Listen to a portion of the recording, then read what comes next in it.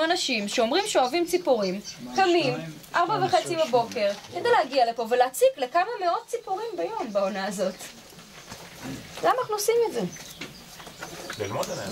ללמוד עליהם. נכון, ללמוד עליהם, לא מזוכיזם, אלא באמת ללמוד עליהם כדי שגם אם הפרט הבודד, הציפור הספציפית, אולי לא כך נהנית מהתהליך, בזכותה אנחנו לומדים יותר על התנהגות שאנחנו מניחים שהיא משותפת לכל המין שלה ויכולים להגן על כל המין כולו. מי שמגיע לכאן, כמובן.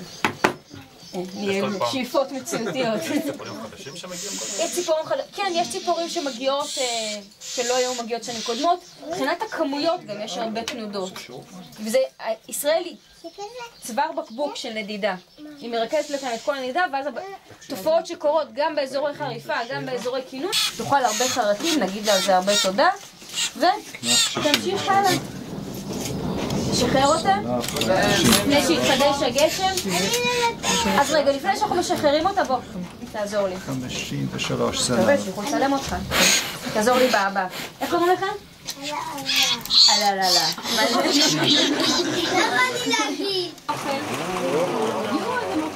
חרקים. חרקים, שוב, בסגנון יותר.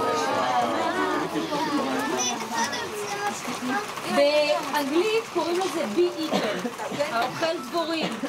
פה בהגמון החולה יותר נכון לקרוא להם האוכל שפיריות. יש פה הרבה יותר. אוקיי, משהו שחשוב לדעת על ציפורים. אני יודעת שאני יותר מבוגרת ממך, שאני יותר גבוהה. עוד כמה שנים זה ישתנה, כרגע אני עדיין יודעת את זה.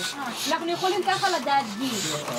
אצל ציפורים אי אפשר לדעת הגיל בצורה הזאת. ציפור בת חודשיים, ציפור בת שנתיים, יהיו באותו גודל.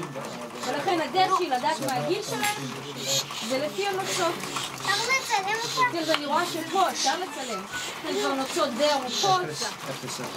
מסתכלת פה, בסופחות שלהם, צבע של העין, ויכול להגיד